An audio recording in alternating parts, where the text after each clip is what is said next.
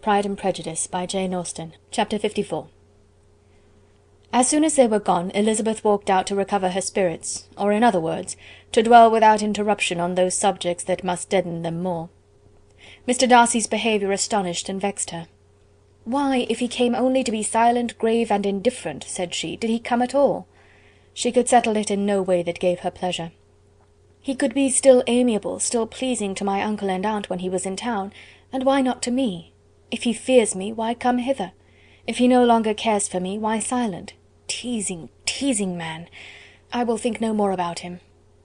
Her resolution was for a short time involuntarily kept by the approach of her sister, who joined her with a cheerful look, which showed her better satisfied with their visitors than Elizabeth. "Now," said she, "that this first meeting is over, I feel perfectly easy. I know my own strength, and I shall never be embarrassed again by his coming. I am glad he dines here on Tuesday. It will then be publicly seen that, on both sides, we meet only as common and indifferent acquaintance." "Yes, very indifferent indeed," said Elizabeth laughingly. "Oh, Jane, take care." "My dear Lizzy, you cannot think me so weak as to be in danger now." "I think you are in very great danger of making him as much in love with you as ever." They did not see the gentleman again till Tuesday, and Mrs. Bennet, in the meanwhile, was giving way to all the happy schemes which the good humour and common politeness of Bingley, in half an hour's visit, had revived. On Tuesday there was a large party assembled at Longbourn, and the two who were most anxiously expected, to the credit of their punctuality as sportsmen, were in very good time. When they repaired to the dining-room, Elizabeth eagerly watched to see whether Bingley would take the place which, in all their former parties, had belonged to him, by her sister. Her prudent mother, occupied by the same ideas, forbore to invite him to sit by herself. On entering the room he seemed to hesitate, but Jane happened to look round, and happened to smile. It was decided. He placed himself by her. Elizabeth, with a triumphant sensation, looked towards his friend. He bore it with noble indifference, and she would have imagined that Bingley had received his sanction to be happy, had she not seen his eyes likewise turn towards Mr. Darcy, with an expression of half-laughing alarm. His behaviour to her sister was such, during dinner-time, as showed an admiration of her, which, though more guarded than formerly, persuaded Elizabeth that if left wholly to himself, Jane's happiness and his own would be speedily secured. Though she dared not depend upon the consequence, she yet received pleasure from observing his behaviour. It gave her all the animation that her spirits could boast, for she was in no cheerful humour. Mr. Darcy was almost as far from her as the table could divide them. He was on one side of her mother.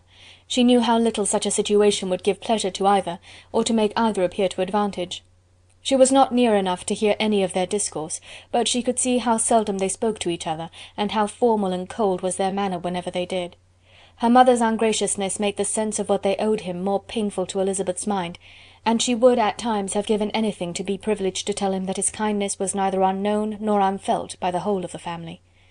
She was in hopes that the evening would afford some opportunity of bringing them together, that the whole of the visit would not pass away without enabling them to enter into something more of conversation than the mere ceremonious salutation attending his entrance.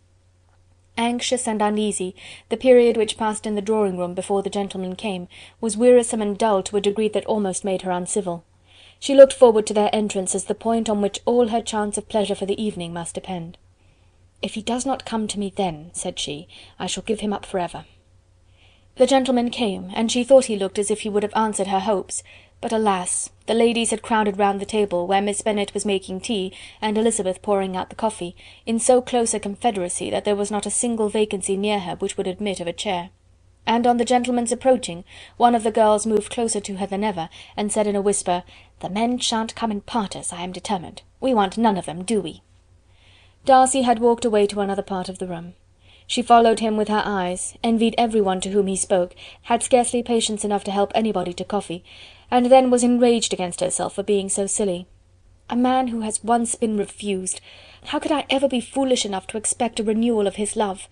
Is there one among the sex who would not protest against such a weakness as a second proposal to the same woman? There is no indignity so abhorrent to their feelings. She was a little revived, however, by his bringing back his coffee-cup himself, and she seized the opportunity of saying, "Is your sister at Pemberley still?" "Yes, she will remain there till Christmas." "And quite alone? Have all her friends left her?" "Mrs. Annesley is with her. The others have gone on to Scarborough these 3 weeks." She could think of nothing more to say, but if he wished to converse with her, he might have better success. He stood by her, however, for some minutes in silence, and at last, on the young lady's whispering to Elizabeth again, he walked away.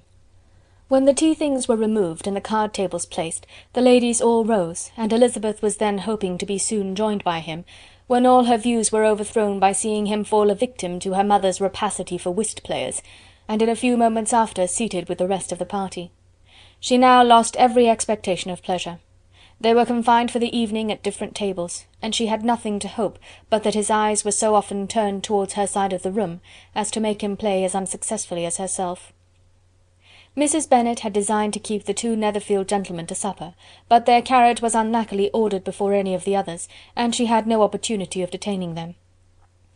"Well, girls," said she, as soon as they were left to themselves, "what say you to the day? I think everything has passed off uncommonly well, I assure you. The dinner was as well dressed as any I ever saw.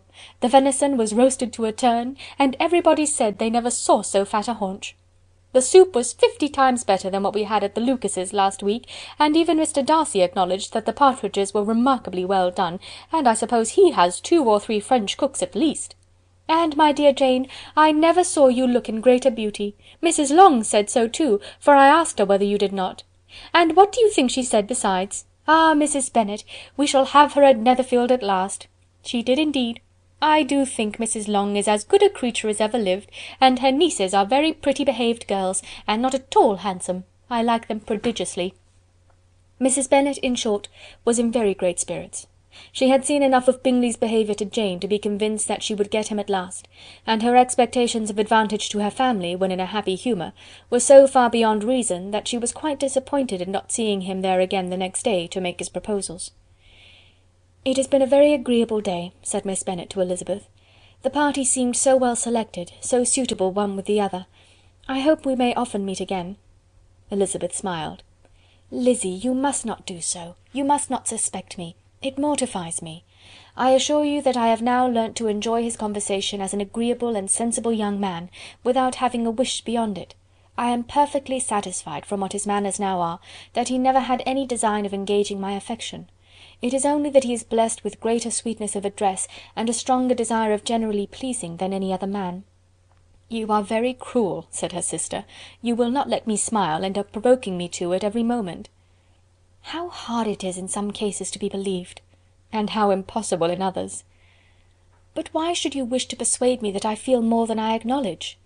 "That is a question which I hardly know how to answer. We all love to instruct, though we can teach only what is not worth knowing. Forgive me, and if you persist in indifference, do not make me your confidante." Chapter 54.